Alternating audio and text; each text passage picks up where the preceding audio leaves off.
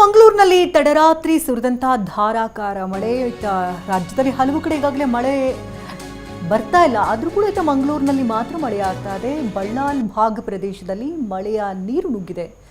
ರಸ್ತೆ ಅಪಾರ್ಟ್ಮೆಂಟ್ಗಳಿಗೆ ಅಪಾರ ಪ್ರಮಾಣದ ನೀರು ನುಗ್ಗಿ ಅವಾಂತರವೇ ಸೃಷ್ಟಿಯಾಗಿದೆ. ಸದ್ಯ ಮಂಗಳೂರು ನಗರದಲ್ಲಿ ಈಗ ಕೊಂಚ ಮಳೆ ಕಡಿಮೆಯಾಗಿದೆ. ನಿನ್ನೆ ಮೊನ್ನೆ ಎಲ್ಲ ನಿರಂತರವಾದಂತಹ ಮಳೆ ಸುರಿದಿರುವ ಪರಿಣಾಮವಾಗಿ ಅಪಾರ್ಟ್ಮೆಂಟ್ಗಳು ಕೂಡ ಕಂಪ್ಲೀಟ್ ಆಗಿ ಜಲಾವೃತ ಆಗಿರುವಂತಹ ದೃಶ್ಯಗಳನ್ನು ನೋಡ್ತಾ ಇದ್ದೀವಿ. ರಸ್ತೆಗಳಲ್ಲೂ ಕೂಡ ಹೆಚ್ಚಿನ ಪ್ರಮಾಣದಲ್ಲಿ ಮಳೆ ನೀರು ನಿಂತಿರೋದ್ರಿಂದಾಗಿ ಜನಜೀವನ ಕೂಡ ಅಸ್ತವ್ಯಸ್ತವಾಗಿದೆ. ಈಗ ಕೊಂಚ ಮಳೆ ತಗ್ಗಿದೆ ಅಂತ ಹೇಳಲಾಗ್ತದೆ. ಬಳ್ಳಾಲ್ ಭಾಗ ಪ್ರದೇಶದಲ್ಲಿ ಮಳೆ ನೀರು ನುಗ್ಗಿದ ಪರಿಣಾಮವಾಗಿ ಸಾಕಷ್ಟು ಅವಾಂತರಗಳೇ ಸೃಷ್ಟಿಯಾಗಿದೆ. ಇನ್ನು ಉತ್ತರ ಕನ್ನಡ ಜಿಲ್ಲೆಯಲ್ಲೂ ಕೂಡ ಮಳೆ ಸುರಿತಾ ಇದೆ. ಗೋಕರ್ಣ ತದಡಿ ರಸ್ತೆಯಲ್ಲಿ ಗುಡ್ಡ ಕುಸಿದು ಹೋಗಿದೆ. ಹೀಗಾಗಿ ಗೋಕರ್ಣ ತದಡಿ ರಸ್ತೆ ಸಂಪರ್ಕವೇ ಬಂದಾಗ್ಬಿಟ್ಟಿದೆ. ಕುಮಟಾ ತಾಲೂಕಿನ ಗೋಕರ್ಣ ತದಡಿ ರಸ್ತೆ, ಆ ರಸ್ತೆಗೆ ಗುಡ್ಡ ಕುಸಿತದಿಂದಾಗಿ ಮಣ್ಣು ಬಿದ್ದುಬಿಟ್ಟಿತ್ತು.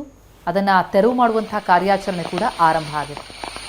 ಈಗಾಗಲೇ ಹಲವು ಕಡೆಗಳಲ್ಲಿ ಸೂಕ್ಷ್ಮ ಪ್ರದೇಶ ಅಂತ ಗುರುತಿಸಲಾಗಿದೆ. ಅಪಾಯ ಇದೆ. ಉತ್ತರ ಕನ್ನಡ ಜಿಲ್ಲೆಯ ಗೋಕರ್ಣ ತದಡಿ ರಸ್ತೆ ಸಂಪರ್ಕ ಬಂದ್ ಆಗಿರುವಂತಹ ಚಿತ್ರಣ ನೋಡ್ತಾ ಇದ್ದೀವಿ.